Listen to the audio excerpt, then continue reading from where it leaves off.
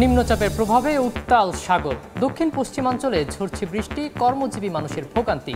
মোংলা বন্দরে ৩ নম্বর স্থানীয় সতর্কতা সংকেত জারি। জমতে শুরু করেছে কোরবানির পশুর হাট। বৈরী আবহাওয়া উপেক্ষা করেই উপস্থিত ক্রেতা বিক্রেতা। দাম বেশি বলছেন ব্যাপারীরা, পছন্দের শীর্ষে মাঝারি গরু। এবং খুলনায় সুপেয় পানির হাহাকার বাড়ছেই। ২৫০০ কোটি টাকার গভীর নলকূপ প্রকল্পেও বদলায়নি চিত্র। চাহিদার মাত্র ৬০% সরবরাহ করেছে ওয়াসা।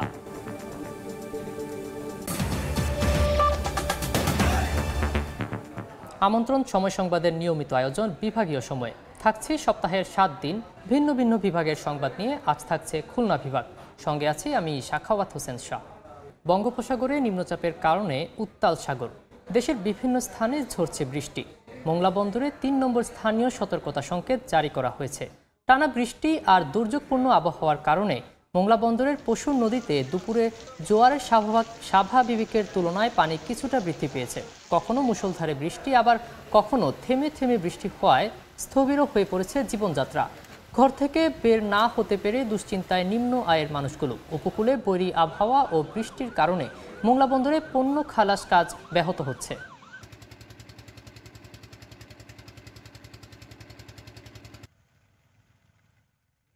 আমরা ট্যুরিজম ব্যবসা করি সুন্দরবনের সাথে, সুন্দরবনের কোনো যাত্রীও আসতেছে না। ঠিক আছে, আমাদের দিনকাল খুব খারাপ যাচ্ছে। দুদিন প্রচণ্ড বৃষ্টির কারণে জাহাজের কাজ চলতেছে না। জমতে শুরু করেছে কোরবানির পশুর হাট।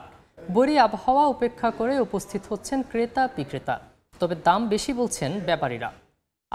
আরও তথ্য জানাতে খুলনার ডুমুরিয়া খর্নিয়া হাটে আছেন বেল্লাল হোসেন সজল। সরাসরি প্রথমেই যাচ্ছি তার কাছে।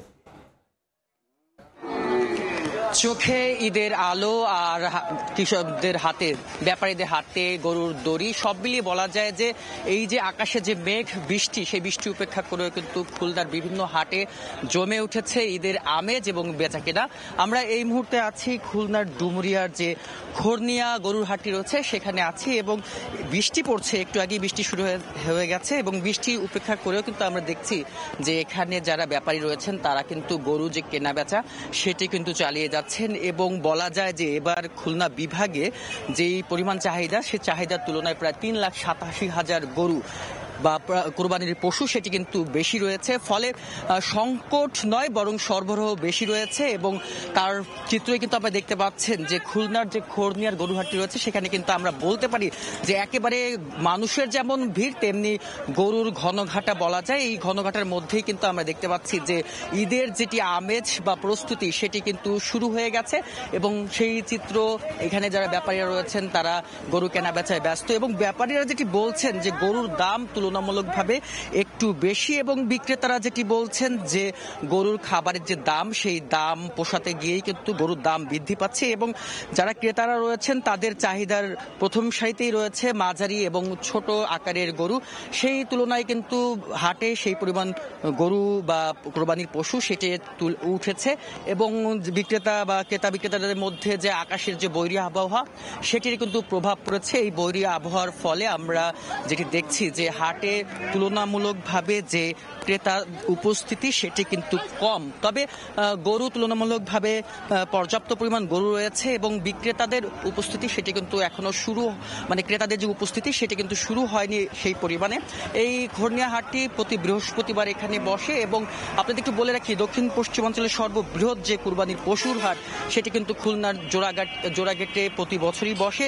এবছরও ১ জুন মানে আর 2 দিন পরে কিন্তু খুলনার সর্ববৃহৎ যে কুরবানির পশুর হাট সেটি কিন্তু শুরু হবে। এবং বলা যায় যে সব মিলে কুরবানির পশুর যে সরবরাহ সেটি পর্যাপ্ত থাকার কারণে সংকট তো আসছেই না, বরং যারা ব্যাপারী রয়েছেন তারা যেটি বলছেন পার্শ্ববর্তী দেশের গরু যদি প্রবেশ না করে সেক্ষেত্রে কিন্তু ব্যাপারীরা সঠিক দাম পাবেন, এবং তাদের যে বেচা কেনা বা ঈদের আনন্দ কৃষকরা বা চাষিরা সেটি কিন্তু তারাও কিন্তু উপভোগ করতে পারবেন। এই ছিল আমার কাছে খুলনা থেকে যে কুরবানির পশু হাটের বেচা কেনার তার সর্বশেষ সংবাদ।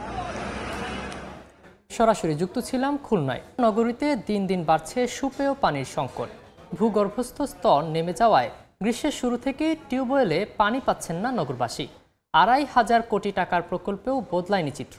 চাহিদার মাত্র 60% সরবরাহ করতে পারছে ওয়াসা, তাই বাধ্য হয়ে সাবমার্সিবল পাম্পের সাহায্যে ভূগর্ভস্থ পানির ব্যবহার করছেন অনেকে, যা ভবিষ্যতের জন্য হুমকি বলছেন বিশেষজ্ঞরা।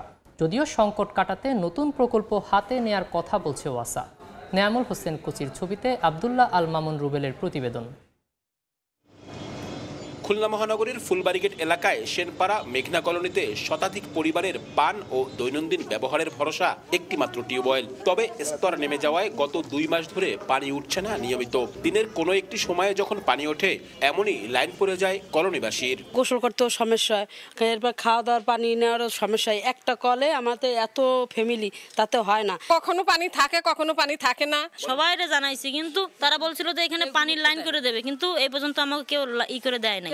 শুধু এই এলাকা নয়, পানির এমন চরম সংকট রয়েছে দৌলতপুর, শিরোমণি, খালিশপুর, সোনাডাঙ্গা সহ বিভিন্ন এলাকায়। এসব এলাকার বেশিরভাগ স্থানে নেই ওয়াসার সংযোগ। প্রতিদিন 19 কোটি লিটার পানির চাহিদা থাকলেও পানি সরবরাহ করতে পারছে 11 কোটি লিটারেরও কম, যা 60% মতো। পানিটা অনেক ডিপে চলে গেছে, এটাকে উঠাইতে সময় লাগে, আবার চাপতেও কষ্ট হয়। 40,000 টাকা লাগবে টোটাল, ওনাকে ওয়াসাতে দিতে হবে। এই জন্য আমাদের ইচ্ছা থাকা সত্ত্বেও আমরা নিতে পারি নাই। এসব সংকটে বাধ্য হয়ে ব্যক্তিগত উদ্যোগে পাম্পের সাহায্যে সাবমার্সিবল প্রযুক্তি ব্যবহারে ঝুঁকছেন নগরবাসী। বর্তমানে নগরীতে 15,000 সাবমার্সিবল রয়েছে, যার কারণে এক দশকে পানির স্তর নেমেছে 10 থেকে 15 ফুট। ভূগর্ভস্থ পানির এমন ব্যবহার ভবিষ্যতের জন্য হুমকি জানিয়ে ভূপৃষ্ঠের পানি ব্যবহার বাড়াতে উদ্যোগ গ্রহণের পরামর্শ বিশেষজ্ঞদের। সকলের কাছেই যাতে সুপেয় পানি আমরা সরবরাহ করতে পারি, সেই চেষ্টাটাই করে যাওয়া হচ্ছে। নগরীর 15 লাখ মানুষের মধ্যে এখনো ওয়াসার সেবার আওতায় আসেনি 6 লাখেরও বেশি মানুষ। আব্দুল্লাহ আল মামুন রুবেল, সময় সংবাদ, খুলনা। 7 বছরেও শেষ হয়নি চুয়াডাঙ্গার জেলা পরিবার পরিকল্পনা অফিস ভবনের নির্মাণ কাজ। দুর্নীতির অভিযোগে বন্ধ হয়ে যায় কাজ, অথচ এরই মধ্যে ঠিকাদারি প্রতিষ্ঠান বরাদ্দের সম্পূর্ণ বিল উত্তোলন করেছে। অবশ্য প্রকল্পের কাজ শেষ করতে উদ্যোগ নেয়ার আশ্বাস পরিবার পরিকল্পনা বিভাগের সংশ্লিষ্ট কর্মকর্তার। মাহফুজ মামুনের পাঠানো তথ্য ও ছবি নিয়ে রিপোর্ট। 2018 সালের মার্চে চুয়াডাঙ্গা শহরের পুরাতন হাসপাতাল পাড়ায় শুরু হয় জেলা পরিবার পরিকল্পনা অফিসের 4র্থ তলা ভবন নির্মাণ। দুর্নীতির অভিযোগে একই বছরের অক্টোবরে কাজ বন্ধ হয়ে যায়। 2025 সালের নির্মাণ কাজ শুরু হলেও বরাদ্দের অভাবে আবারও বন্ধ হয়ে যায়। বর্তমানে ভবনটি রয়েছে পরিত্যক্ত অবস্থায়। এদিকে পরিবার পরিকল্পনা অফিসের কার্যক্রম চলছে জেলার পরিত্যক্ত কালেক্টর ভবনে। 2টি কক্ষে গাদাগাদি করে চলছে অফিসের কাজ। ছাদের পলেস্তারা খসে পড়ছে, ব্যাহত হচ্ছে অফিসের স্বাভাবিক কাজ। আর সদর উপজেলা অফিসের কাজ চলছে ভাড়া বাসায়। পরিবার পরিকল্পনার অফিসটা আছে, সেটা একেবারেই জারাজীর্ণ অবস্থায় আছে, এবং সেটা তার ভিতরে যে আমাদের জনসেবার জন্য যে সরঞ্জামগুলো রাখা হয় সেটার অবস্থা নাজেহাল। দীর্ঘ 7-8 বছর কাজটা চলছে, বন্ধ হচ্ছে। এতে করে বিল্ডিংয়ের অবকাঠামো, বিভিন্ন নির্মাণ সামগ্রী নষ্ট হচ্ছে। নতুন অফিস হলে মানুষের যে স্বাস্থ্যসেবা এটা আসলে পাওয়া সহজ হতো, এটা আসলে না হওয়াতে মানুষের দুর্ভোগ আছে। এই কাজটা যেন আবার দ্রুত সমাপ্ত করা হয়। সমাপ্ত করলে পরে আমাদের চুয়াডাঙ্গার মানুষের কিন্তু অনেক উপকার হবে এখান থেকে। প্রকল্পের কাজ শেষ করতে উদ্যোগ নেওয়ার আশ্বাস পরিবার পরিকল্পনা বিভাগের সংশ্লিষ্ট কর্মকর্তার। আর এ বিষয়ে কথা বলতে রাজি হননি স্বাস্থ্য প্রকৌশল অধিদপ্তরের কোনো কর্মকর্তা। জেলা পরিবার পরিকল্পনা ভবন আপনারা জানেন নির্মাণাধীন আছে, বর্তমানে এটি স্থগিত আছে বরাদ্দ না থাকাতে। আমরা আশা করছি যে এই বরাদ্দটা আমরা হয়তো পেয়ে গেলে পরবর্তী কার্যক্রম সম্পন্ন হবে। চুয়াডাঙ্গার জেলা পরিবার পরিকল্পনা অফিসের ভবন নির্মাণে ব্যয় ধরা হয় 4,60,00,000 টাকা। কয়েক দফা কাজের মেয়াদ বাড়িয়ে 2024 সালের জুন মাসে কাজের মেয়াদ শেষ হয়েছে। সময় সংবাদ, চুয়াডাঙ্গা। বিভাগীয় সময় আরও থাকছে। টেক সিটির সঙ্গে হাইটেক কর্তৃপক্ষের চুক্তি বাতিল। বিপাকে যশোর সফটওয়্যার টেকনোলজি পার্কের বিনিয়োগকারীরা। জমি পুনঃবরাদ্দে অগ্রাধিকার পাবেন আগের ব্যবসায়ীরা। খুলনায় আন্তর্জাতিক শান্তিরক্ষী দিবস উদযাপিত হয়েছে। সকালে নগরীর শিববাড়ি মোড় থেকে বর্ণাঢ্য শোভাযাত্রা বের হয়। আনুষ্ঠানিক উদ্বোধন করেন মোংলা বন্দর কর্তৃপক্ষের chairman rear admiral Shahin Rahman. বৃষ্টি অপেক্ষা করে শোভাযাত্রাটি খুলনার নৌবাহিনী বানৌজা তিতুমির ঘাটিতে পৌঁছায়। এতে সশস্ত্র বাহিনীর কর্মকর্তা ও সদস্যবৃন্দ, বাংলাদেশ পুলিশ, স্থানীয় প্রশাসনের কর্মকর্তাবৃন্দ, সশস্ত্র বাহিনীর পরিচালিত শিক্ষা প্রতিষ্ঠানের শিক্ষার্থীরা ও বিএনসিসির সদস্যরা অংশ নেন।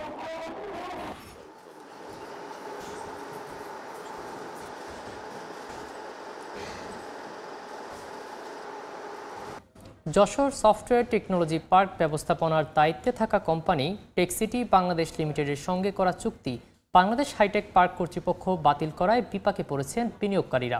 বাতিল হয়েছে বরাদ্দ পাওয়া তাদের জমিও। এই অবস্থায় কর্তৃপক্ষ জানিয়েছে নতুন করে জমি বরাদ্দের সময় অগ্রাধিকার পাবেন আগের বিনিয়োগকারীরা। আবুল কালাম আজাদের ছবি ও জুয়েল মৃধার তথ্য নিয়ে রিপোর্ট। 2017 সালে 12.13 একর জমিতে গড়ে তোলা হয় যশোর সফটওয়্যার টেকনোলজি পার্ক। পার্কটির ব্যবস্থাপনার দায়িত্ব পায় টেকসিটি বাংলাদেশ লিমিটেড। টেকসিটির সঙ্গে করা ওই চুক্তি গেল মার্চে বাতিল করেছে বাংলাদেশ হাইটেক পার্ক কর্তৃপক্ষ, যা কার্যকর হবে আগামী 1 মে। যদিও পরবর্তীতে জানানো হয়েছে 31 মে পর্যন্ত কার্যক্রম চালাতে পারবে কোম্পানিটি।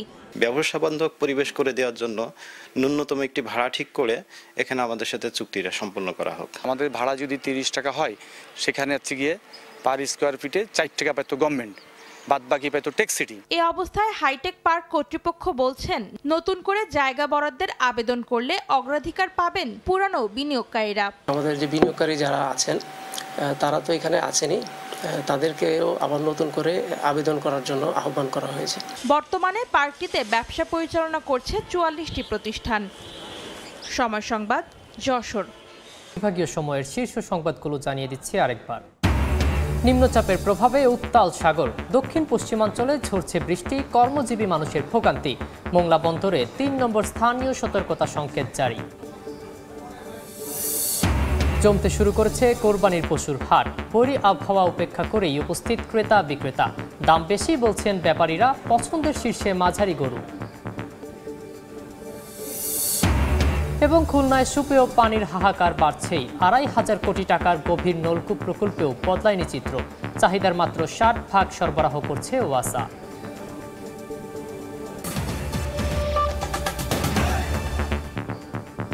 এই ছিল বিভাগীয় সময়। আগামীকাল থাকবো ঢাকা বিভাগের আয়োজন নিয়ে। সঙ্গে থাকুন সময়ের।